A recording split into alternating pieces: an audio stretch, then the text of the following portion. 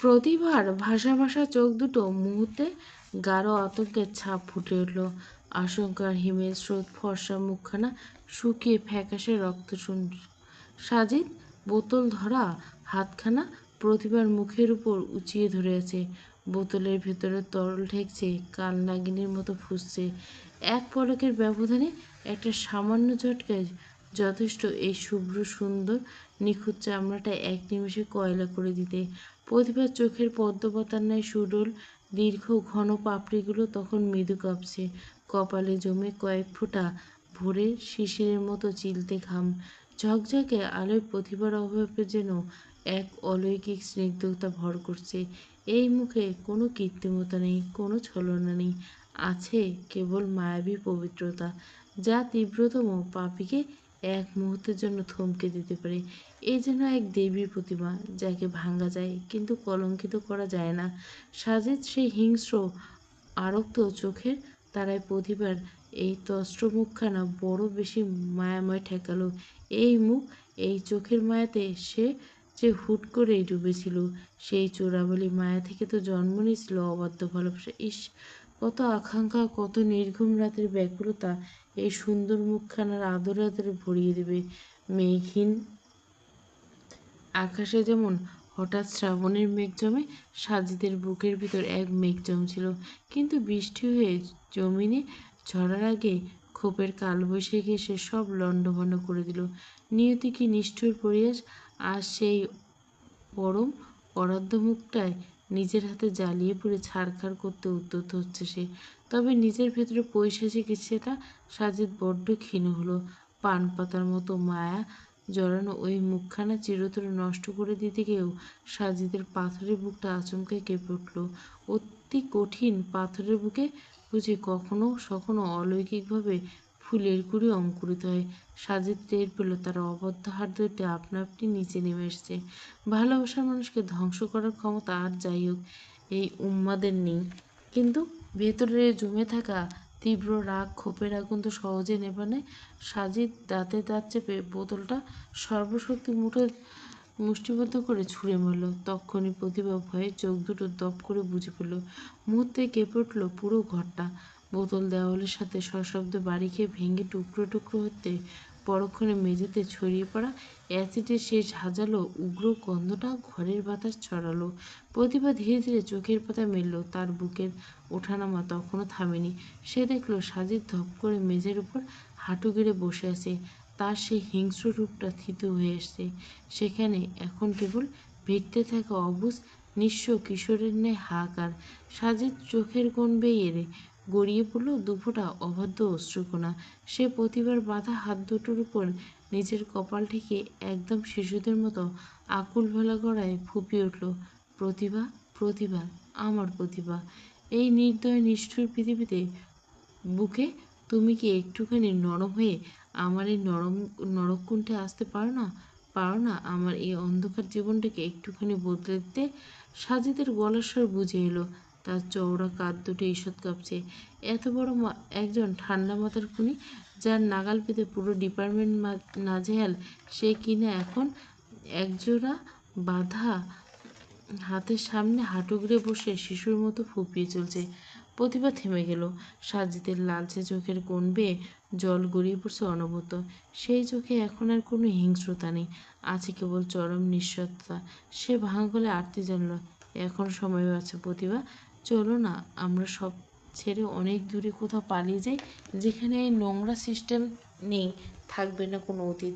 তুমি যেভাবে বলবে আমি সেভাবে বাঁচবো।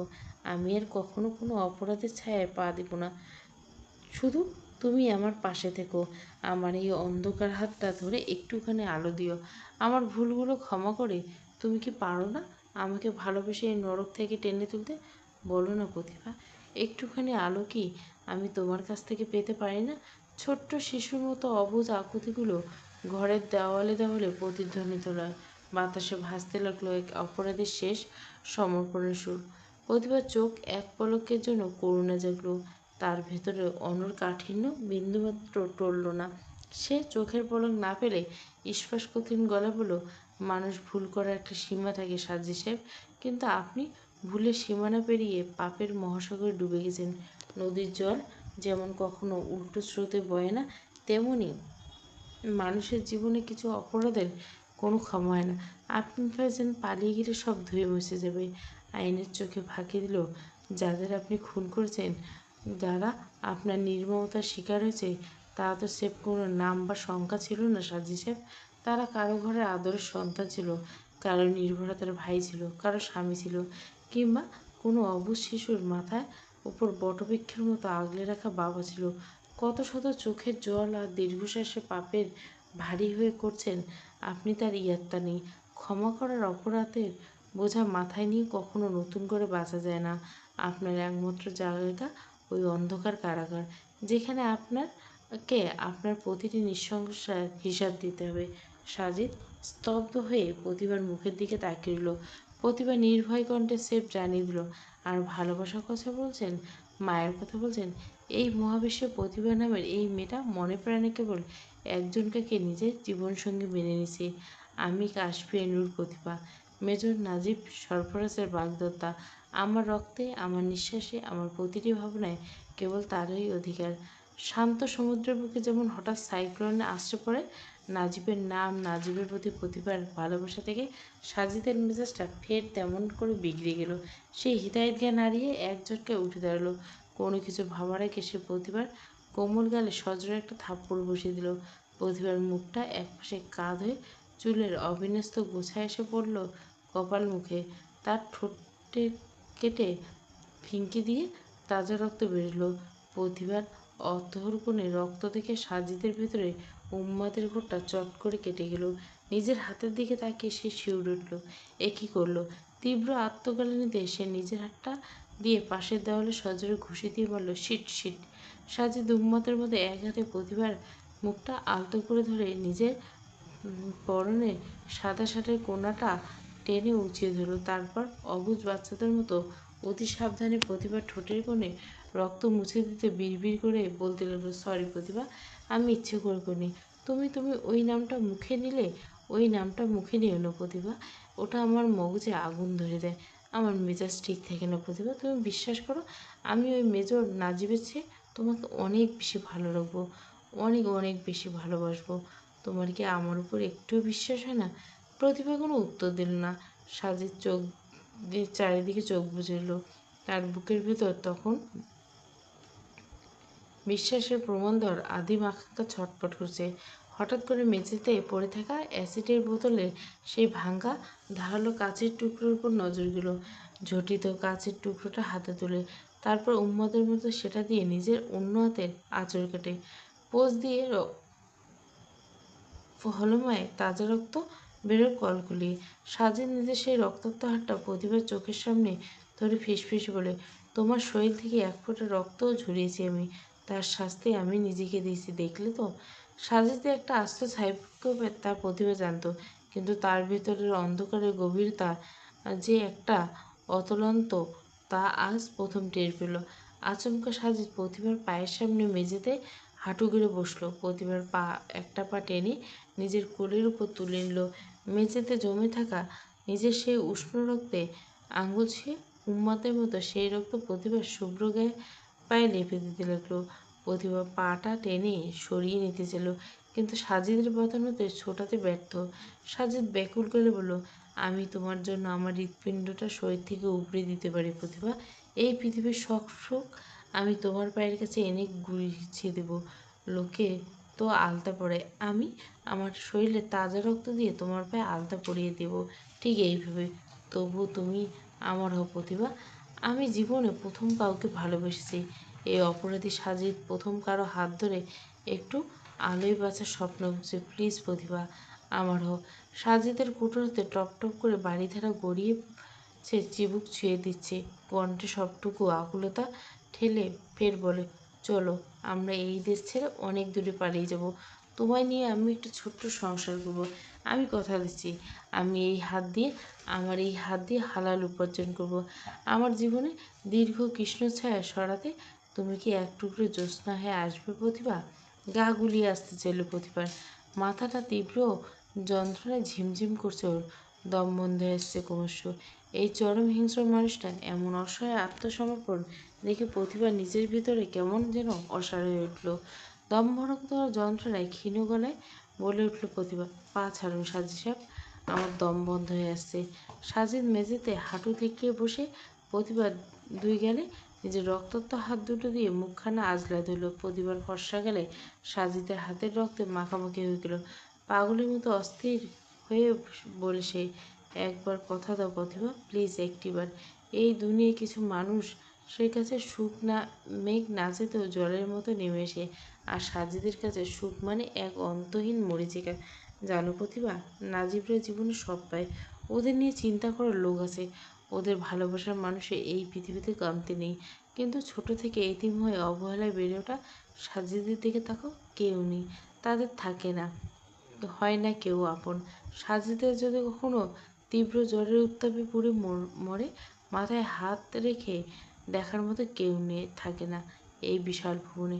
প্রতিভা সহ্য করতে পারল না, মুখটা অন্য পাশে ঘুরে নিল, নিষ্প্রিয় ভাঙা গলে বলল, প্লিজ বন্ধ করুন এসব, আমি এর নিতে পারছি না। এই বিশাল পৃথিবীতে আপনার মতো হাজারো শিশু এতিম হয়ে চরম অবহেলায় ট্র্যাজেডি নিয়ে বড় হয়েছে, তাই বলে তারা সবাই কিন্তু আপনার মতো খুনি হয়ে যায় না।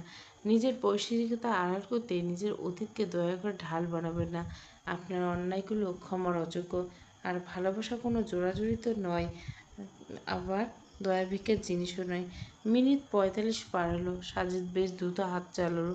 সাদা শার্টের উপর কালো জ্যাকেটটা চড়াতে চড়াতে কোমরের পিছনে রিভলভারটা গুঁজে নিল। তারপর চট করে তাকালো প্রতিভার দিকে। প্রতিভা মাথা নিচু করে বসে আছে, তবে তার আর চোখে সাজিদের প্রতিটি নড়াচড়া নিখুঁত মেপে নিচ্ছে। সাইকোপ্যাথের প্রথম লক্ষণ হলো এরা হুট করে রেগে যায়, আবার হুট করে শান্ত হয়ে যায়। এদের রাগিয়ে দাও চরম বোকামি, যা করার ঠান্ডা মাথায় কৌশলে করতে হবে। প্রতিভা কী করবে তাই নিয়ে রীতিমতো ভাবছিল। এদিকে আকুতি মিনতি করে যখন প্রতিভা একটুও তলাতে পারল না, তখন সাজিদ তার পূর্ব পরিকল্পনা অনুযায়ী এগোনোর সিদ্ধান্ত নিল। তবু প্রতিভাকে সে তার জীবন থেকে ছাড়বে না। প্রতিভা আস্তে করে বলল, এক জায়গায় বেশিক্ষণ থাকা নিরাপদ নয় বলে কি আস্তানা বদল করছেন? কিন্তু এভাবে কতদিন? আজও কিংবা কাল? পুলিশ?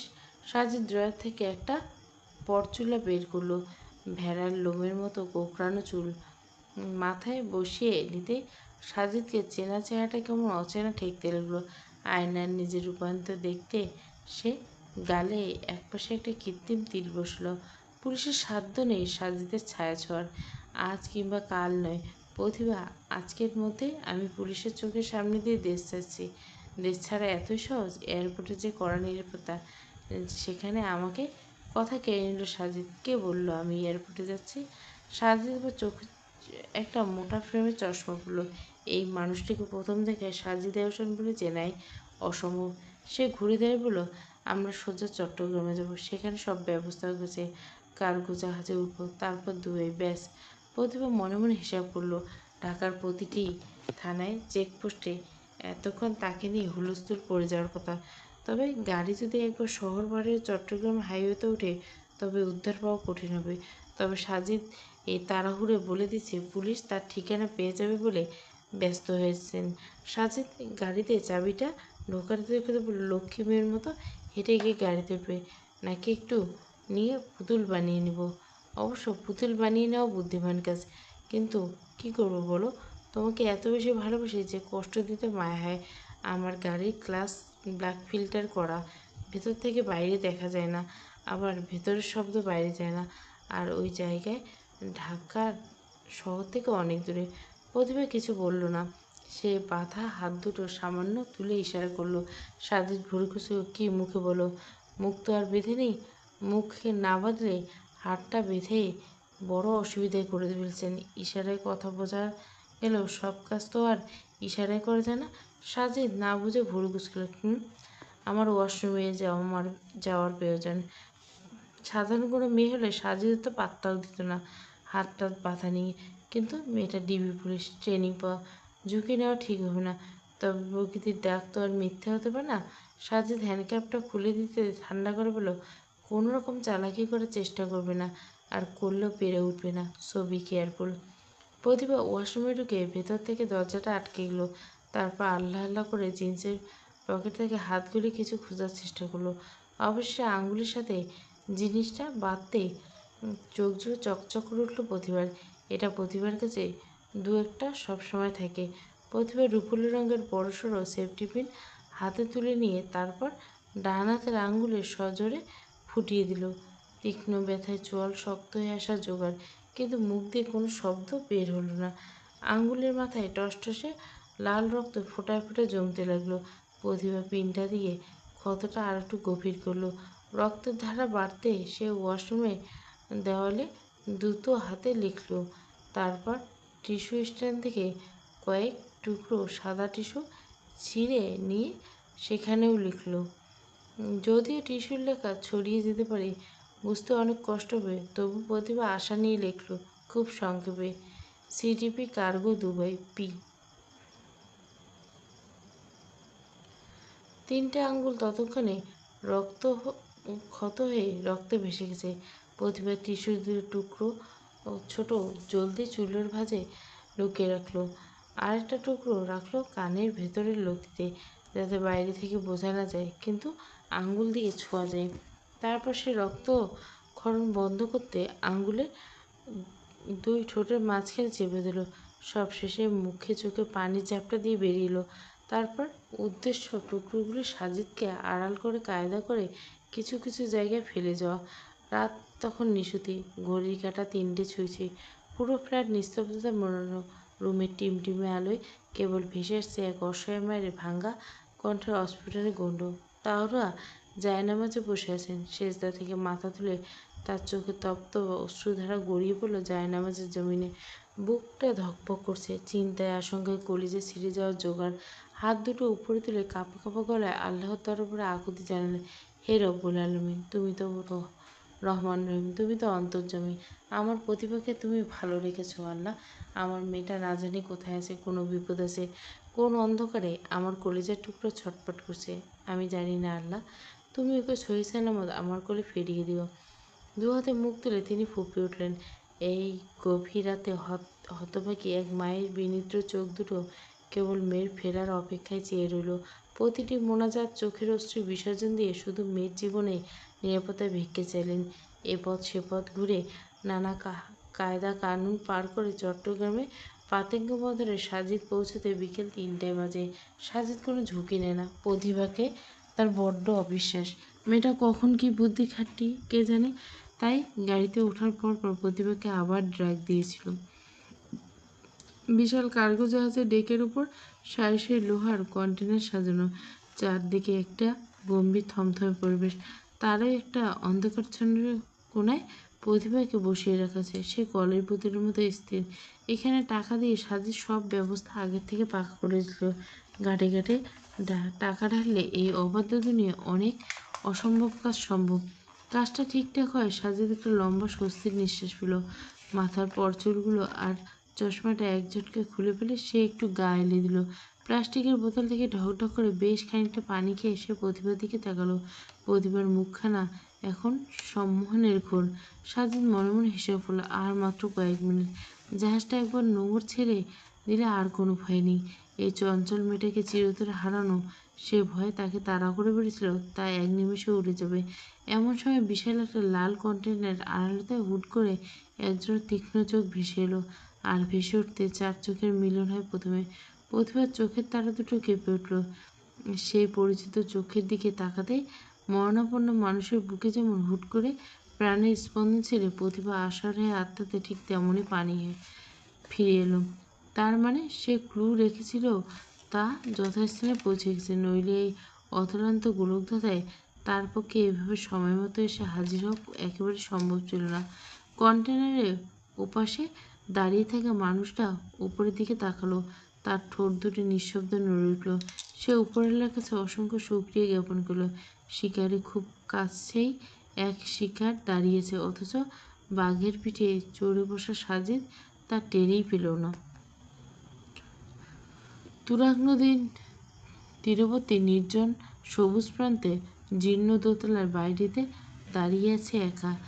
এক সময় হয়তো অনেক শৌখিন মানুষ অবসর যাপনের জন্য এটি তৈরি করেছিল, তবে এখন কালক্রমে তার রূপ নিয়েছে শ্যাওলা ও আগাছায় ঘেরা ভূতুড়ে ইমারত। দুপুরে সূর্য মাথার উপর চড়চড় করছে, অথচ এই জীর্ণ বাড়ির ভেতরটা থমথমে। প্রতিবার ফোনের শেষ লোকেশন এই তুরাগের আশেপাশে ছিল। সেই সূত্র ধরে সেখানে চলেছে ডিবির চিরুনি তল্লাশি। পুরো বাইরে পরিত্যক্ত হলে দোতলার একটি ঘরের চৌকাঠে পা রাখতে নাজিবের চোখের মনে স্থির হয়ে যায়। বাইরের ভাঙাচোরা রূপের সঙ্গে এই ঘরের কোনো মিল নেই, একদম ঝকঝকে পরিপাটি। ঘরের দরজা পুরোপুরি খুলতে অপার্থিব বিষণ্ণ পরিবেশ গ্রাস করতে থাকে। সব দিকে দেওয়ালে ছড়ানো ছিটানো প্রতিভার ছবি, রঙের তুলিতে নানা রূপের অভাব। একপাশে একটি প্রমাণ সাইজের ক্যানভাসে সেখানে প্রতিভা, গালে ছোট্ট টোল মায়াময় ঠেকেছে। ক্যানভাসে সেই চিরচেনা হাসির দিকে তাকিয়ে নাজিবের বুকের ভেতরটা তীব্র এক হাহাকার মোচড় দিয়ে উঠল। কপালে চিন্তাগুলো ভাঁজ হলো আরো গভীর। এতখানি পথ এক বুক আশা নিয়ে ছুটিয়েছিল ঘর, অথচ ঘরটা শূন্য। এখানেও প্রতিভাকে পাওয়া গেল না। রাকিব একপাশে দাঁড়িয়ে ফোনে কথা বলছিল, তার গলার স্বর স্পষ্ট ক্লান্তি আর গভীর হতাশা। না স্যার, সাজিদকে এখানেও পাওয়া যায়নি। আমাদের আসার আগে সে জায়গা বদলেছে। নাজিব ঘরের বাতাস দিয়ে বাইরের ধূসর দিগন্তের দিকে তাকালো, তার শান্ত গভীর চোখ দুটো তীব্র ব্যাকুলতা। সে কি তবে হেরে যাচ্ছে? প্রতিভাকে কি আর কোনোদিন? নাজিব আনমনে মাথা ঝাঁকালো। মনের ভিতরে এই আকস্মিক দুর্বলতাকে সে প্রশ্রয় দিতে রাজি নয়। ঠিক তখনই হয়তো কোনো অদৃশ্য টানে কিংবা আল্লাহ তাআলার অসীম কৃপায় নাজিবের দৃষ্টি পড়ল দরজার কোণায় এক হাত দূরে মেঝের কোণায়। সেখানে টুকরো দুমড়ে মুচড়ে সাদা টিস্যু পেপার, আপাতত বড্ড সাধারণ, কিন্তু নাজিবের তীক্ষ্ণ চোখ এড়াল না সেই সাদা জামিনে যেন কালচে লাল রঙের কিছু এবড়োখেবড়ো লেখা। নাজিব তস্ত্র টিস্যুটা হাতে দিল। কাগজের নিঃস্ব শোষণ ক্ষমতার কারণে লেখাটা ছড়িয়ে গেছে, লেপ্টে আছে গায়ের সাথে। টিস্যু শুকিয়ে করকর হয়ে গেছে। ঘটনাটা বেশ কয়েক ঘন্টা আগে। অক্ষরের অবয়বগুলো চেনা যায়, তবে সূক্ষ্ম পর্যবেক্ষণের ক্ষমতা নাজিবকে ধোঁকা দিল না। একটি অক্ষরের উপর অংশটি লেপ্টে গিয়ে নিচে ছাতার ডান্ডির মতো অংশটি সে নিশ্চিত হলো ওটা জি, আর তার আগেরটা স্পষ্ট সিটি। তার মানে সিটি চট্টগ্রাম। আর নিচে একটা একক অক্ষর পি, মানে প্রতিভা। রঙের ধরন আর চটচটে ভাব বলে দিচ্ছে এটা কোনো কালির লেখা নয়, প্রতিভা নিজের রক্ত দিয়ে এই শেষ পাতাতে লিখে গেছে। নাজিব অস্থির একটা শ্বাস ফেলে টিস্যুটা রাকিবের চোখের সামনে তুলে ধরল। তার কণ্ঠস্বর তখন ধাতব চাদরে মোড়ানো ইস্পাত কঠিন। সাজিদ এতক্ষণে চট্টগ্রামে পৌঁছে গেছে, খুব কাছাকাছি। আর এই লেখাটা প্রতিভার। ও হয়তো রক্ত দিয়ে লিখে আমাদের পথ দেখে দিছে। ঘরের বাকি অংশটা আরো নিখুঁতভাবে দেখতে হবে। রাকিব চিন্তিত করে বলল, চট্টগ্রাম অত বড় শহর, তার উপর পাহাড়ি এলাকা, ওখানে খুঁজে পাওয়া তো সাগরের সুচখোঁজা। এর মিনিট দুই পর ওয়াশরুমের ভেতর থেকে একজন পুলিশের সদস্য চিৎকার করে উঠলেন, স্যার এদিকে আসুন। দেওয়ালের রক্তে কি যেন লেখা। ওয়াশরুমে অফ হোয়াইট দেওয়ালে রক্তের অক্ষরে স্পষ্ট লেখা, সিটি জি কার্গো, দুবাই। নাজিবের মগজের নিউরনগুলো সজাগ হলো মুহূর্তে। একজন দক্ষ সার্জন যেভাবে অপারেশন টেবিলে দ্রুত সিদ্ধান্ত নেন, ঠিক সেভাবে আমাদের এখনই চট্টগ্রাম পৌঁছতে হবে। আজ পাতেঙ্গা বন্দর থেকে মধ্যপ্রাচ্যের উদ্দেশ্যে কোনো এক কার্গো জাহাজ ছাড়ছে, তার তালিকা এখনই জানতে হবে। রাকিবের কপালে দুশ্চিন্তার রেখা ফুটল। ভাই, রক্তের দাগ শুকিয়ে গেছে। ওরা অনেকখানি এগিয়ে। চট্টগ্রাম হাইওয়ে জ্যাম ঠেলে গাড়ি নিয়ে পৌঁছাতে খুব বেশি লেট হয়ে যাবে। কার্গো জাহাজ এলাকা ছেড়ে গেলে, আন্তর্জাতিক জলসীমানায় ঢুকে পড়লে আমাদের আর কোনো এখতিয়ার থাকবে না। আমি চট্টগ্রামে আমার এক পরিচিত কার্নেল স্যারের সাথে কথা বলে ব্যাকআপ রেডি রেখেছি, যাতে আমরা পৌঁছানোর আগে একটাও কার্গো বন্দর ছাড়তে না পারে। আর আমাদের ফার্স্ট যাওয়ার ব্যবস্থা আমি করছি। নাজিব সরাসরি ফোন লাগালো এসিডি সাহেবের ব্যক্তিগত নাম্বারে। ওপাশে কল রিসিভ হতে কোনো রকম আনুষ্ঠানিক ভূমিকা ছাড়াই সে সরাসরি মূল কথায় চলে এলো, hello sir, major Najib here, you have find a concrete clue left by Pratibha. সংক্ষেপে পুরো বিষয়টি বুঝিয়ে সে অন্তত ধীর গলায় অনুরোধ করলো, বাই রোডে গেলে আমরা ওদের ধরতে পারবো না। ডিবির এয়ার উইনিং হেলিকপ্টারটা আমাদের লাগবে ইমার্জেন্সি টেক অফ করতে। স্যার প্লিজ একটু ব্যবস্থা করুন। এডিসি সাহেব ওপাশ থেকে কয়েক সেকেন্ড চুপ করে রইলেন। সাজিদ শুধু একটা মোস্ট ওয়ান্টেড কিলার নয়, ডিবির একজন চৌকিস, লেজিট অফিসারকে এভাবে তুলে নিয়ে যাওয়ায় পুরো ডিপার্টমেন্টে অহংকারে আঘাত এনেছে। এটা এখন কোনো সাধারণ কেস নয়, এটা এখন ডিপার্টমেন্টে আত্মমর্যাদার লড়াই। এডিসি সাহেব মৌনতা ভেঙে বললেন, ওকে, আমি সরাসরি আইজি স্যারের সাথে কথা বলছি। আমাদের নিজস্ব বেল চপারটা রেডি করতে বলছি। স্বরাষ্ট্র মন্ত্রণালয়ের আনুষ্ঠানিক অনুমোদনের জন্য অপেক্ষা করলে সময় নষ্ট হবে। আমি স্যারের স্পেশাল পারমিশন নিচ্ছি। তোমরা ফার্স্ট তেজগাঁও ওল্ড এয়ারপোর্টের দিকে রওনা হয়। চপার ওখানে রেডি থাকবে। Thanks a lot sir. আকাশের মুখের ভার, মেঘের রং কুচকুচে কালো। পতেঙ্গা বন্দরে থমথমে বাতাসে নোনা জলের গন্ধ। কার্গো জাহাজের ডেকের উপর দাঁড়িয়ে মনে হচ্ছিল প্রকৃতি গভীর কোনো ষড়যন্ত্রে লিপ্ত। যে কোনো মুহূর্তে ঝমঝমে নামবে আষাঢ়ে ঘন বর্ষা। প্রতিবার মনের কোণে যে মেঘ জমেছিল, নাজিবকে দেখা মাত্র তা এক নিমেষে হাওয়া। কিন্তু স্বস্তির পরে আসে আশঙ্কা। প্রতিভা জানে সাজিদ নামে এই মানুষটা শুধু বিপজ্জনক নয়, চরম অনিশ্চিত। সে সশস্ত্র আছে। প্রতিবার ভাবনার মাঝে হুড়মুড় করে কয়েক জোড়া বুটের শব্দ হলো। সাজিদ হাতের পানির বোতল নামিয়ে বিড়ালের মতো চটপট ভঙ্গিতে চারদিকে চোখ পড়ল। ততক্ষণে 4 জন ডিপি অফিসার সিভিল ড্রেসে তাকে ঘিরে ফেলছে। 4টি ব্ল্যাক রেঞ্জার পিস্তল সাজিদের দিকে স্থির। তাদের মাঝখান থেকে ধীর পায়ে এগিয়ে এলো নাজিব সরফরাজ। তার পরনে ইউনিফর্মটা খুলে গেছে, চুলগুলো এলোমেলো, ঝড়ের পরে বিধ্বস্ত কোনো গাছের মতো দেখাচ্ছে। প্রতিভার বুকের ভিতর ঢক করে উঠল। নাজিব একবার প্রতিভার চোখের দিকে তাইল। সেই চাহনিতে কোনো কথা নেই, অথচ এক গভীর আশ্বাস, যেন চোখের ইশারা বলছে, আমি আছি, চিন্তা নেই। নাজিব এবার চোখ ফেরালো সাজিদের দিকে। চোয়াল হাড় শক্ত করে উঠল। নির্গরবের আত্মসমর্পণ করলেন, মিস্টার সাজিদ সাহেব, খেলা শেষ। সাজিদ প্রতিভার দিকে তাকায়, কিন্তু প্রতিভার সমস্ত অস্তিত্ব তখন নাজিবকে কেন্দ্র করে আবর্তিত হয়েছে।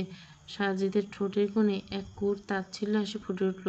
সেকেন্ডের ভগ্নাংশে চোখের পলক পড়তে যতটুকু সময় লাগে, সাজিদ তার চেয়ে দ্রুত হারে চালালো। এক হাত তুললো আত্মসমর্পণ ভঙ্গিতে, আর অন্য হাত তুলতে গিয়ে গলিয়ে দিল জ্যাকেটের পকেট। ডিবির অফিসাররা কিছু বুঝে ওঠার আগে সে পকেট থেকে একটা স্মোক গ্রেনেড ছুঁড়ে মারল মেঝেতে। মুহূর্তের মধ্যে চারিদিকে সাদা ঘন ধোঁয়া অন্ধকার হলো। 2 হাত দূরে মানুষ দেখার জো নেই। সাজিদ এই ধোঁয়াশার ভেতরে শার্টের পকেট থেকে বিশেষ চশমাটা নিয়ে চোখে পড়ল। নিখুঁত অনুমানে এক লাফে এগিয়ে গিয়ে খপ করে প্রতিভার হাতটা চেপে ধরল। প্রতিভা দূরত্ব যাওয়ার আগে আবার বাধা পড়ল। সাজিদ প্রতিভাকে হ্যাঁচকা টান নিয়ে ছুটতে চাইল, কিন্তু প্রতিভা তো এবার অবশ্য পুতুল নয়। ড্র্যাগের সম্মোহন কেটেছে অনেক আগে, তবে সাজিদকে সেটা টের পেতে দেয়নি। আর এই যে দেয়নি বলে সাজিদ হাত দুটো বাঁধার প্রয়োজন মনে করেনি। প্রতিভা নিজের মুক্ত হাতটা দিয়ে সাজিদকে বাধা দিল। ধোঁয়ার মাঝে চিৎকার বলল, সাজিদ, পালানোর চেষ্টা করে লাভ নেই।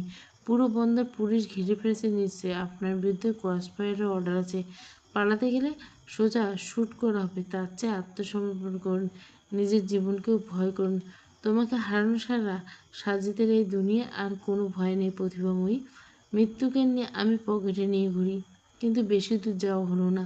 প্রতিভা চলন্ত অবস্থায় নিজের এক পা বাড়িয়ে সাজিদের পায়ের কাছে। লোহার কন্টেনারের গোলকধাঁধায় সাজিদ সেই পায়ে হোঁচট খেল। ভারসাম্য হারিয়ে সে সশব্দে আছড়ে পড়ল জাহাজের লোহার পাটাতনের উপর। সাজিদ তখন আতশোয়া হয়ে ওঠার চেষ্টা করছে, তখন ধোঁয়া ভেদ করে সামনে এসে দাঁড়ালো দুটো দীর্ঘ পা। নাজিব সটান দাঁড়িয়ে, মুখোভাব পাথরের মতো শক্ত। কোনো কথা না বাড়িয়ে নাজিব নিচু হয়ে সাজিদের জ্যাকেটের 2 কোণা খামচে ধরল। এক টানে তাকে উপরের দিকে তুলে দিল। মুখ বরাবর তাকিয়ে একজোড়া জাতাকল মার্কা ঘুষি। সাজিদ পাল্টা হাত চালল, কিন্তু নাজিব চিতার মতো সাজিদের হাতটা মাঝপথে থেমে গেল। তারপর পুরো শরীরে শক্তি দিয়ে হাতটা মুচড়ে সাজিদকে চেপে ধরল জাহাজের রেলিংয়ের সাথে। সাজিদ কোনো শব্দ করল না, আরও দুটো ঘুষি মুখে বুঝে হজম করলো। ততক্ষণে তারা নাকে কোণ আর ঠোঁট ফেটে তাজা রক্ত গড়িয়ে পড়ছে। লোহার রেলিং চেপে থাকা অবস্থায় সাজিদ একটা সুযোগ পেয়ে গেল। সাজিদ নিজ শরীরের সমস্ত মোচড় দিয়ে ডান হাতটা পেছনে নিয়ে গেল, পেছনে গোজা এক ঝটকে বের করলো। সেকেন্ডের শতভাগে 1 ভাগ সময় রিভলভারের কারণ নলটা এসে স্থির হলো নাজিবের কপাল বরাবর, একদম মাঝখানে। বাতাস থমকে গেল রহমে। সাজিদ ঘাটটা ডানে বেয়ে কাঁপলো। হাড় ফোটানো মৃদু শব্দ হলো। তারপর বাঁ হাতের বৃদ্ধাঙ্গুলিয়ে ঠোঁটের কোণে রক্তটুকু পরম আয়সে মুছে নিবল। খুব বিরক্ত দেখলেন মেজর সাহেব, কিন্তু দুঃখের বিষয় বৃদ্ধের কপালটা বড্ড নরম হয়। এক একটা ট্রিগার চাপবো আর আপনার ওই মগজের বিরুদ্ধ এই জাহাজের পাটাতনে সস্তা রঙের মতো লেপটে যাবে। বলে সে শব্দ করে হাসলো। নাজিবের চোখে ভয় নেই, বরং চোয়াল আরও শক্ত হলো। কিন্তু প্রতিবার মনে হলো তার পায়ের তলার শক্ত লোহার পাটাতন জলে এক নিমেষে শূন্যে মিলিয়ে গেছে। সে এক ছুটে নাজিবের সামনে গিয়ে দাঁড়ালো। প্রতিভা জানে সাজিদ তাকে আঘাত করবে না। তার সমস্ত ভয়ে নাজিবকে নিয়ে সে অনুরোধ করল, সাজিদ থামুন, খবরদার শ্যুট করবেন না। সাজিদ এক হাতে প্রতিভাকে টেনে পাশে এনে কোমর জড়িয়ে দিল, অন্য হাতে আগুন টিকার। নাজিবের চোখে আগুন চোখে তাকিয়ে এগিয়ে আসতে নিতেই সাজিদ মাথা নাড়ল। একদম না। সাজিদ কথা শেষ করল না। প্রতিভা তার পুরো ট্রেনিংয়ের স্মৃতি ফিরিয়ে আনলো মস্তিষ্কে। শরীরটা সামান্য ঝাঁকিয়ে ডান পাটটা উঁচুতে তুলে ঠিক রিভলভারে বরাবর একটা সজোরে লাথি বসালো। অপ্রত্যাশিত সেই ধাক্কায় সাজিদের হাত থেকে রিভলভারটা ফসকে ডেস্কের উপর ছিটকে পড়ে। সাজিদ তীব্র বিস্ময়ে তাকালো। সে অস্ত্রটা কুড়িয়ে নেওয়ার জন্য ঝুঁকে পড়ার আগে প্রতিভা বাজ পাখির মতো ছোঁ মেরে সেটা তুলে নিল। এবার রিভলভারটা কালো নল সোজা তাক করলো সাজিদের দিকে। ততক্ষণে বাকি অফিসার ধোঁয়া কাটিয়ে ছুটে এসেছেন। পরিস্থিতি বেগতিক দেখে একজন অফিসার চিৎ করে বলল, প্রতিভা শ্যুট করুন, ও স্যারেন্ডার করবে না, শ্যুট হিম। প্রতিভার হাত কাঁপছে, কিন্তু আঙুলের টিকের স্থির। সে সাজিদের চোখের দিকে তাকিয়েছে। সাজিদের চোখ দুটো একজোড়া দিঘির মতো বড্ড শান্ত দেখল। রাকিব চেয়েছিল, প্রতিভা দেরি করিস না, শ্যুট কর। সাজিদ নিষ্পলক প্রতিভাকে দেখছিল। তারপর এক গভীর উদাসীনতায় সে তার জিন্সের পকেটে হাত ঢুকায়, হয়তো কোনো শেষ অস্ত্র বের করতে, কিংবা হয়তো কোনো অস্ত্রহীন কারণে। প্রতিভা এবার আর ঝুঁকি নিল না। তার মনের ভিতরে একটা তীব্র টানাপোড়েন চলল। তবুও সাজিদের সেই হাতটা থামাতে সে শেষমেশ চাপল। পুরো কার্গো জাহাজে যেন কেঁপে উঠল গুলির শব্দে। রক্তের ফিঙ্কি বেরিয়ে এলে সাজিদের প্রতিভা রিভলভারটা ধরা হাতটা নামিয়ে দিল। তার দৃষ্টিহীনতা ঠিক তখনই প্রতিভাকে স্তম্ভিত করে দিয়ে আরেকটা প্রকাণ্ড গুলির শব্দ, বাতাসের চাবুক আছড়ে পড়ল। প্রতিভা চকিত চোখ তুলে তাকালো। সাজিদের বুক থেকে গল গল করে তাকাল। সাজিদের ঠোঁটের কোণে এক চিলতে রহস্যময় হাসি ফুটিয়ে মিলিয়ে গেল মুহূর্তে। প্রতিভার হাত থেকে রিভলভারটা ডেকের উপর ধপ করে পড়ে যায়। সে চেঁচিয়ে বলল, স্টপ, আর শ্যুট করবে না। সাজিদ প্রতিভা সরাসরি সাজিদকে মারতে চায়নি, সে শুধু নিষ্ক্রিয় করতে চেয়েছিল। কিন্তু দ্বিতীয় গুলিটা কোথা থেকে এলো? উপস্থিত অফিসার হকচকে এদিক ওদিক তাকালেন না। তাদের কেউ গুলি করেনি। সাজিদের সহিত কন্টেনারের সাথে ঘেঁষে দাঁড়িয়েছে, বুক থেকে রক্ত ঝরছে অবিরাম। প্রতিভা দিশেহারা হয়ে সাজিদের দিকে এগিয়ে যেতে ছিল। কেউ সাজিদের সামনাসামনি যেতে, কেউ কিছু বোঝার আগে সাজিদ শক্তি সঞ্চয় করে এগিয়ে এসে আহত শরীর নিয়ে প্রতিভাকে এক ধাক্কা দিল। প্রতিভার শরীরটা সেই ধাক্কা সামলাতে না পেরে ছিটকে গিয়ে লাগলো লোহার কন্টেনারের গায়ে। কপাল কেটে লাগতে চামড়া ভেদ করে কেটে রক্তপাত শুরু হলো। ঠিক সেই মুহূর্তে আরেকটা বিকট শব্দে চারপাশ কেঁপে উঠল। পুরো জাহাজ দুলে উঠল একসঙ্গে। সেই দুদুলিয়ার কপালের তীব্র আঘাতে প্রতিভা ভারসাম্য হারিয়ে ফেলল। ডেকের সেই অংশে কোনো রেলিং ছিল না। পাহাড়কে প্রতিকার অবচেতন শরীর নোনা জলে ঝপ করে তলিয়ে গেল। বাকির স্তম্ভিত হয়ে সবটা বুঝলো কয়েক সেকেন্ডের পর। জাহাজের উপরে থেকে অন্য কোনো স্নাইপার পরপর নিশানা হলো সাজিদ। দ্বিতীয় গুলিটা প্রতিভার গায়ে লাগতে যাচ্ছিল। মৃত্যুর দেরি করে দাঁড়িয়ে সাজিদ প্রতিভাকে ধাক্কা দিয়ে সরিয়ে দিয়েছে। সাজিদ নিজের বুক ফুঁড়ে তখন এরপর ওপর চলে গেছে বুলেট। ঘটনাস্থলে তার মৃত্যু। সাজিদ তার শেষ মস্তিষ্কগুলো বুঝতে পেরেছে এই গুলি করা কার লোক। এতদিন যাদের হয়ে টাকার বিনিময়ে সে খুন করেছে, আজ তারাই তাকে চিরতরে নীরব করে দিল। প্রকৃতি বড় অদ্ভুত নিয়মে হিসাব মেলায়। যে যা নিয়ে খেলা করে শেষমেশ তারই প্রাণ যায়। নাজিবের কপালের উপরে লেপ্টে থাকা ভেজা চুলের ডগা থেকে টপ টপ করে পানি ঝরছে অনবরত। সেই পানির ফোঁটাগুলো নিখাত নীরবতা নিয়ে পড়ছে বালুর উপর শুয়ে থাকা প্রতিভার নিথর অসহায়তা। প্রতিভার কপাল বেয়ে তখনও গল সাগরের নোনা জলের রক্তে মিলেমিশে একাকার। পোশাক ভেজা পোশাকটা শরীরটার সাথে লেপ্টে থাকায় প্রতিভার নাড়িতে সুকোমল ভাঁজগুলো বেশ স্পষ্ট। আশেপাশে উৎসুক মানুষের ভিড় জমতে শুরু করেছে, কিন্তু নাজিব সেদিকে তাকালো না। এক মুহূর্তের জন্য সে দ্বিধায় ভুগল না। নিজের গায়ে ভেজা ইউনিফর্মটা তাড়াহুড়ো করে খুলে প্রতিভার শরীরে মেলে ধরল। এই ঘোর বিপদের মাঝে দুনিয়ার সমস্ত কুনজর থেকে মেয়েটিকে আড়াল করার প্রচেষ্টা। দু চোখের চাহনি আর ঘোর অমাবস্যা অন্ধকারে নিয়ে নাজিব আরেকটু ঝুঁকলো। সে প্রতিভার ফ্যাকাশে মুখটার দিকে তাকালো। যে মেয়েটা সারাক্ষণ চপলতা থেকে সেখানে এখন জমে আছে হিমশীতল ছায়া। নাজিব হাত বাড়িয়ে প্রতিভার ঠান্ডা কবজিটা ছুলো, পাল চেক করলো আর দেখতে লাগলো কপালের দুশ্চিন্তার রেখাগুলো আরও গাঢ় হলো। নাজিব একটা গভীর শ্বাস ফেলে নিজের হাতটা মুষ্টিবদ্ধ মতো করে ভেতরে কিছুটা, অতঃপর প্রতিভার রক্তহীন ফ্যাকাশে উপর নিজের সেই মুষ্টিবদ্ধ হাতটা রাখলো। সরাসরি ওষ্ঠ স্পর্শ করলো না, কিন্তু নিজের সেই হাতের পিঠে ছুঁয়ে গভীর আকুতে ফু দিয়ে অক্সিজেন পাঠাতে লাগলো। বাতাসে দেওয়া সেই কৃত্রিম প্রক্রিয়া চলল কিছুক্ষণ। চারপাশে বাতাস কেমন যেন ভারী হয়েছে। ঠিক তখনই প্রতিভা মৃদু কেঁপে উঠল, যেন অনেক দূরে কোনো অচিন দেশ থেকে কেউ একজন আচমকা তাকে নাম ধরে ডাকছে। সে অনিচ্ছা সত্ত্বেও সাড়া দেওয়ার প্রবল চেষ্টা করছে। প্রতিভার চোখের পলক ঈষৎ কাঁপল, তবে শরীরের ক্লান্তির কাছে হেরে গিয়ে চোখ দুটো পুরোপুরি মেলে ধরল। অবশ্য প্রতিভার এই সামান্যতম রেসপন্সটুকু নাজিবের ভেতরে জমাট বাঁধা ভয়টাকে এক নিমেষে হালকা করলো।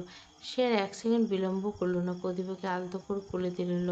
তারপর কোলে তুলে হেলিকপ্টারে তুলল। পরের দিন সিএমএইচের নির্জন কেবিনে জানলা সফেদ পর্দা, বিকেলে স্নান আলো এসে পড়ছে। একটা চেনা লিসল ডেটল মেশানো গন্ধ ঘরের বাতাস ভুরভুর করছে।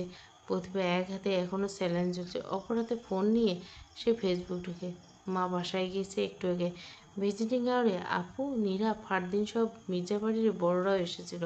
প্রতিভার কপালের বাম পাশে 4টা সেলাই পড়েছে, আর পানিতে বেশ খানিক মিনিট ছিল বলে খানিকটা অসুস্থ।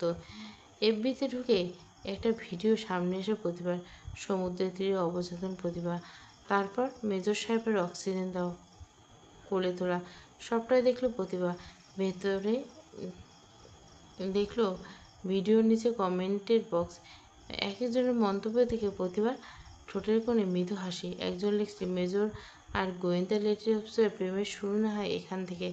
আরেকজন লিখছে, কেস ইনভেস্টিগেশন করতে গিয়ে লেডি অফিসার পড়লেন বিপদে, আর আমাদের আর্মি মেজর ঠিক হিরোর মতো ওনাকে বাঁচালেন। জাস্ট অসাধারণ।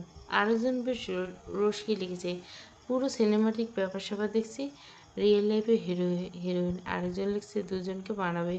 প্রতিবার অধৈর্য করে এক চিলতে হাসিতে মেঘের আড়ালে রোদের মতো উঁকে দিচ্ছে। কমেন্ট করছে, মুসকে মুসকে হাসছে, আর কিছু একটা ভাবছে। এর মাঝে কারো ভারী বুটের শব্দে প্রতিবার ভাবনায় ছেদ পড়ল। চোখ ঘুরিয়ে কেবিনে দরজায় তাকাতে দেখলো ইউনিফর্ম গায়ে, মুখে সবসময় এর মতো নির্বিকার রেখে ভেতরে ঢুকছে মেজর সাহেব। প্রতিবার মসৃণ কপালে দুটো সরলরেখার ন্যায় ভাঁজ। নাজিব আগে পিছে কোনো ডক্টর বা নার্স নেই, তার মানে এটা নিশ্চিত সে অফিসিয়াল রাউন্ডে আসেনি, বরং ব্যক্তিগত রাউন্ডে এসেছে। নাজিব অধরে এক চিলতে হাসি ফুটে বলল, গুড ইভিনিং ডিটেকটিভ ম্যাম। প্রতিভা ফোনটা পাশে রেখে হালকা নড়ে চড়ে বসলো, ঠোঁট উল্টে বলল, ব্যাড ইভিনিং মেজর সাহেব। নাজিবের ঠোঁটের কোণে ঝুলে থাকা এক চিলতে হাসি এবার খানিকটা চওড়া হলো। সে পায়ের উপর এগিয়ে স্ট্যান্ডে ঝুলে থাকা স্যালাইনের বোতলের দিকে তাকালো। তারপর বিন্দু বিন্দু তরল ড্রপ আকারে পড়ছে। নাজিব আলতো করে বোতলটা একটু ছুঁয়ে নিচু করে বলল, ব্যাড ইভিনিং হয়? হাসপাতালে আবার কোনো কিছু গুড হয় নাকি মেজর? ভালোই যদি থাকতাম তবে এতক্ষণে বাসায় বসে আয়েশ করে চা খাতাম। এখনও খারাপ আছি বলে তো বিছানার ফিনাইলের এই উটকো গন্ধ সহ্য করে চার কোণে একটা বিছানায় পড়ে আছি। এরপরও শুভটুকু বলা অন্তত আমার পক্ষে সম্ভব না। বলতে বলতে প্রতিভা একটু নড়েচড়ে উঠতে বসার চেষ্টা করলো। তা দেখে নাজিবের হাত গিয়ে প্রতিভার পিঠের দিকে বালিশটা টেনে একটু উঁচিয়ে ধরল, যাতে তার বসতে সুবিধা হয়। মুখভঙ্গি কোনো বাড়তি আবেগ না দেখে মৃদুস্বরে বলল, তা অবশ্য ঠিক। প্রতিভা বালিশে পিঠ থেকে স্বস্তির একটা নিঃশ্বাস ফেলল। তারপর একটু ভাব নিয়ে বলল, প্রতিভা অলওয়েজ ঠিক। নাজিব প্রতিহত স্মিত হেসে পাশে রাখা স্টিলের টুলটা টেনে বসলো, গলাটা সামান্য খাদে নামে বলল, how do you feel now? Pratibha নাজিবের চোখের দিকে চোখ রেখে ঠোঁট বাঁকিয়ে উত্তর দিল, a little bit better than before major. তবে বাসায় ফিরলে পুরোপুরি সুস্থ হয়ে যাব। তাড়াতাড়ি রিলিজ করার বন্দোবস্ত করুন। নাজিব ঠোঁট টিপে হাসলো, তারপর খানিকটা ঝুঁকে এসে প্রতিভার খুব কাছাকাছি নিজের মুখটা, গলাটা একদম খাদে নামে মোলায়েম স্বরে বলল, এত তাড়াতাড়ি রিলিজের তারা কোনো প্রতিভা? আমার তো মনে হচ্ছে এই হাসপাতাল বেশ ভালো। ওই যে কাল থেকে তখন ডিউটির বাহানায় এসে তোমাকে এত কাছ থেকে দেখার সুযোগ পাচ্ছি। বাসায় ফিরলে কি সেটা হবে? বাসায় ফিরলে তো কি আর এই মেজরকে পাত্তা দেবে? তখন তো তুমি সেই চিরচেনা দুর্দান্ত লেডি অফিসার হয়ে যাবে।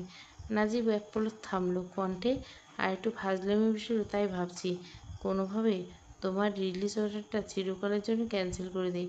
তোমাকে অনির্দিষ্টকালের জন্য আমার নিজের আন্ডারে আটকে রাখি, একদম আমার ব্যক্তিগত পেশেন্ট বানিয়ে। সারা জীবন শুধু আমার রাউন্ডে থাকবে। কেমন হবে বলো তো? প্রতিভা ঠোঁট উল্টে বলল, বাজে হবে।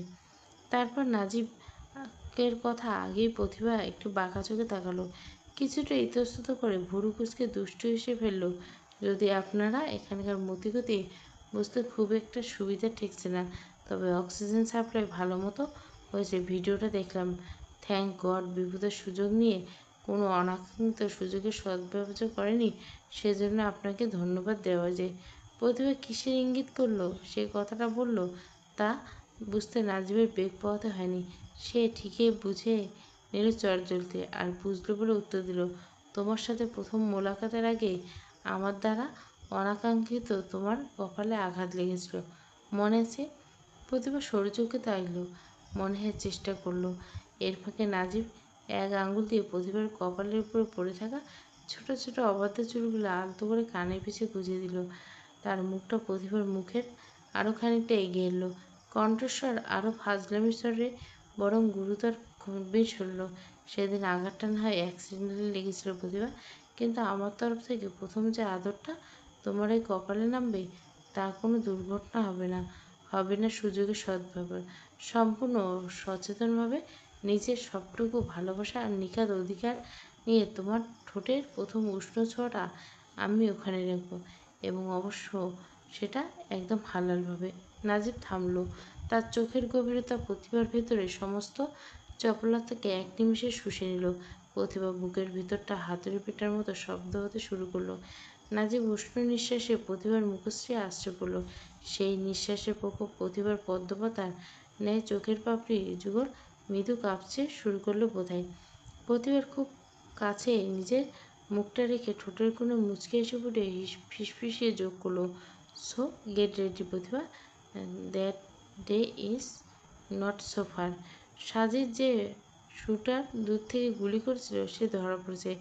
জানা গেছে এই ঘটনার পিছনে স্বয়ং দেশের স্বরাষ্ট্রমন্ত্রী মহোদয় যুক্ত। মন্ত্রী সাহেব সাজিদকে নিয়ে বেশ কিছু খুন করে নিজের স্বার্থে মোটা অঙ্ক টাকা। সাজিদ জ্যান্ত ধরা পড়ায় মন্ত্রীর স্বাদের গদি আর সম্মান দুই হাওয়া হয়ে যাবে। তাই তিনি 3টে পেশাদার শুটার ভাড়া করেছিলেন। ধরা পড়ার পর শুটার সাহেব পুলিশের মৃদু আপ্যায়ন আর গড় গড় করে সত্যি উপড়ে দিলেন। সেই জবানবন্দির উপর ভিত্তি করে স্বরাষ্ট্রমন্ত্রীকে আটকে রাখা হয়েছে। বাকি বিষয়গুলো এখনও আদালত খাতায় দেখবে। তবে আদালত চক্করে পড়ার আগে ওনার মন্ত্রিত্ব আর ক্ষমতা দুইই চলে গেছে। জগতের নিয়ম এমন, পাপের কলসি ভারী হলে বাতাসে ভেসে থাকে না, মাটিতে মুখ থুবড়ে আছড়ে পড়ে। আকাশের কৃষ্ণপক্ষের ঘন অমাবস্যা কেটে গিয়ে গতরাতে এক ফালি নতুন বাঁকাচারীতে কী আশ্চর্য সমীকরণ! প্রকৃতির নিয়মে মেনে আজ আষাঢ় বিশ্বাত নিয়ে এসেছে শ্রাবণ, পয়লা শ্রাবণ। ঘড়িতে তখন রাত সবে 25। সম্মিলিত সামরিক হাসপাতালের কেবিনে বিছানায় শুয়ে আছে প্রতিভা, মেজাজ চোটে। তার মা এখনো হাসপাতাল সম্মুখে হয়নি। নাজিব বিকেলে যাওয়ার পর থেকে সে সম্পূর্ণ একা। অবশ্য একাকিত্ব দূর করার জন্য হাসপাতালের নার্সরা প্রতি সেকেন্ডে এসে উকি ঝুঁকি দিচ্ছে, নানাবিধ খোঁজ খবর নিচ্ছে। প্রতিভা হাত পা এখন মুক্ত। সে কোনো স্যালাইনের নল গোজা নেই, শুধু কপালে সাদা ব্যান্ডেজ রয়ে গেছে। শরীরটা কিছু হালকা লাগায় সে বিছানা উঠে বসলো। অধৈর্য হয়ে মাকে ফোন করতে উপাস থেকে রহস্য ফাঁস হলো। মা লজ্জিত করলো, নাজিব তো আমাকে আসতে বারণ করলো। ও বলল ওর ডিউটি শেষ রাতে নিয়েই তোকে বাসায় পৌঁছে দিয়ে আসবে। কপালে তো মাত্র 4টে সেলাই, ওটা নাকি বাসা থেকে কেটে দেওয়া হবে। ফোন রেখে প্রতিভা গাল ফেলল। মিনিট পাঁচিক পরে হালকা কেশে ভেতরে ঢুকলো নাজিম। আজ তার গায়ে ইস্ত্রি করা ইউনিফর্ম নেই, নিতান্ত ক্যাজুয়াল ভঙ্গি। পরনে কুচকুচে কালো শার্ট, ইন না করা প্যান্টের উপর ছেড়ে দেওয়া। শার্টের হাঁটা দুটো কোনোই পর্যন্ত গোঠানো। নাজিবের ঠোঁটের কোণে চিরচেনা সংক্ষিপ্ত হাসিটা ঝুলিয়ে একটা শপিং ব্যাগ এগিয়ে দিল। এটা পরে 5 মিনিটের মধ্যে রেডি হয়ে নিন ম্যাডাম। প্রতিভা ব্যাগটা হাতে নিয়ে কিছুক্ষণ ভুরু কুচকে তাকিয়ে রইল। তারপর একটা কথা না বাড়িয়ে ওয়াশরুমের দিকে হাঁটা দিল। প্রতিভা যখন বের হলো, নাজিব মৃদু চমকালো। প্রতিভার পরনে নাজিবের দেওয়া ঘিয়ে রঙের গার্জিয়াস গাউন, চুলগুলো পিঠের উপর ছড়ানো, মুখে সাজগোজ কোনো বালাই নেই, অথচ সাদামাটাভাবে তাকে কি যে অপার্থিব সুন্দর দেখাচ্ছে। সিএমএস চত্বরে রাতের বেলা মায়াবী রূপ। ঝকঝকে পিচ ঢালা রাস্তা, চারপাশে নিখুঁত পরিষ্কার পরিচ্ছন্ন। রাস্তার দুপাশে সারিবদ্ধ ঝাউ গাছ দাঁড়িয়েছে নিঃশব্দ প্রহরী। শ্রাবণের প্রথম রাতে মৃদু হাওয়া ঝাউয়ের পাতায় লেগে এক উদাসী সুর তুলছে। মাথার উপর মেঘমুক্ত আকাশ, সেই বাঁকা চাঁদটা যেন রূপোলির আলো ঢেলে দিচ্ছে ওদের চলার পথে। দুজন পাশাপাশি আসছে। নাজিব প্যান্টের পকেটে 2 হাত গুজে মন্থর পায়ে হাঁটছে, আর চোখে দেখছে তার পাশে চলতে থাকা মেয়েটাকে। দেখতে দেখতে অপ্রসন্ন মুখে 2-একটা কথা বলছিল। প্রতিভাও গলা খাঁকড়ে দিল, দুষ্টুমি করে চপল করে বলল, আরে ভাই, একটু রাস্তা দিকে তাকিয়ে হাঁটুন। আমাকে দেখার সময় তো ফুরিয়ে যাচ্ছে না। প্রচুর সময় পড়েছে সামনে, অনেক দেখতে পাবেন। নাজিব এক হাত মাথার পিছনে চুলগুলো একটু এলোমেলো করে নিয়ে হাসলো। তাই বলে ভাই, দিস ইজ নট ফেয়ার। প্রতিভা ঠোঁট টিপে এসে বলল, এ ভাই সে ভাই না, তাহলে এটা হলো কথার কথা ভাই। রাজীব গলাটা সামান্য গম্ভীর করলো। যাই হোক, নেক্সট টাইম ভুলেও এই কথার কথা ভাই উচ্চারণ করবে না। শুনলে আমার মনের ভিতরে যেন কেমন করে, যে কোনো সময় অ্যাটাক ফ্যাটাক করে যেতে বলতি। প্রতিভা প্রসঙ্গ ঘোরাতে চাইল। গাড়ি কই রাখছেন? সামনে এসে হাঁটতে খুব অসুবিধা হচ্ছে? প্রতিভা নাজিবের মুখে দ্বিধা ভাবটা দেখে বেশ মজা পেল। সে বাঁকা চোখে তাকিয়ে বলল, যদি বলি খুব অসুবিধা হচ্ছে, তাহলে কি এখন সিনেমার হিরোর মতো কোলে তুলে নেবেন? নাজিব এক কদম এগিয়ে এসে নিচু করে বলল, শুধু মুখ ফুটে বলেই দেখো একবার। আদেশ তামিল করতে এই মেজর 1 সেকেন্ডও সময় লাগবে না। তাহলে বলছি, আই এম ফাইন, ওকে? নাজিব বিনিময়ে মৃদু হাসলো। কথাটা বলতে ওরা নাজিবের গাড়ির কাছে চলে এলো। নাজিব ঝটপট লক খুলে দিল। প্রতিভা গাড়ির দরজা খুলে ভেতরের সিটে বসতে নাজিব ড্রাইভিং সিটে এসে বসলো। সে যখন কোনো কথা না বলে আচমকা গাড়ির ড্যাশবোর্ডে লুকিয়ে রাখা একজোড়া তাজা লাল গোলাপ প্রতিভার কোলের উপর বাড়ি দিল। প্রতিভা হাতে নিল। হঠাৎ এমনি না, প্রতিভা ঠোঁট চড়া করে বলল, থ্যাঙ্কস। নাজিব গাড়ি চালু করতে করতে বলল, আজ শ্রাবণের প্রথম রাত, আকাশে এক ফালি নতুন চাঁদ, আর আমার পাশে ঘিয়ে রঙের গাউন পুরো অপার্থিব সুন্দর একটা ম্যাডাম। পরিবেশটা বড্ড বেশি অপরাধপ্রবণ। এমনিতে নিজেকে সামলানো বড্ড হিমশিম করছে। তাই বলছি, এভাবে মিষ্টি করে হেসো না মেয়ে, শেষে না ছোটোখাটো ভুল করে বসি। প্রতিভা লাল গোলাপের তোড়াটা 2 হাতে বুকের কাছে চেপে ধরে আলতোভাবে। তাজা ফুলের সুবাস।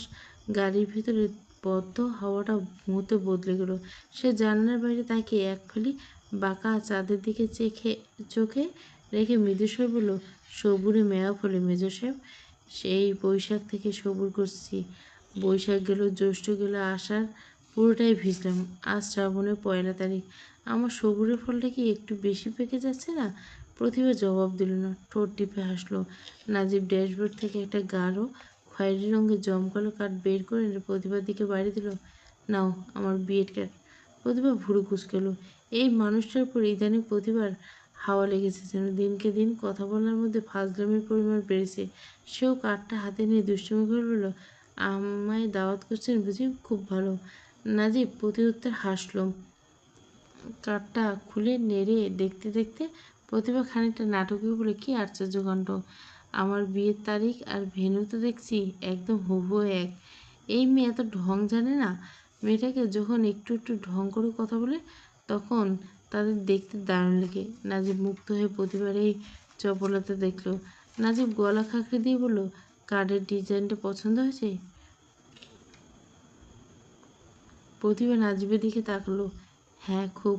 স্বীকার করতে হবে, আপনার পছন্দ বেশ রুচিশীল। আমার পছন্দ তো কতটা চমৎকার এবং রুচিশীল সেটা আমার দিকে না তাকিয়ে দয়া করে একবার গাড়ির লুকিং গ্লাসের দিকে তাকাও, নিজের চেহারাটা দেখলে বুঝতে পারবে। মেয়েরা সাধারণত নিজের প্রশংসা শুনলে খুশি, এর সাথে লজ্জা পায়। হৌ বরের মুখে সেই প্রশংসা শুনে প্রতিভা লজ্জা পেল এবং মুখের লজ্জার আভা নাজবে থেকে আড়াল করতেই প্রতিভা জানলার বাইরে মুখ ফিরে নিল। শ্রাবণের প্রথম রাতের হাওয়া আসে তার চুলে দোলা দিয়ে গেল, সাথে মনেও দোলা লাগলো আসন্ন জ্যোৎস্নায়। কৃষ্ণপক্ষের মায়া শেষ পর্ব, প্রথম সিজন শেষ পর্ব। যদি দ্বিতীয় সিজন চান তাহলে দিব, আর যদি না তাহলে না। পুরো গল্পটা প্লে লিস্টে পেয়ে যাবেন।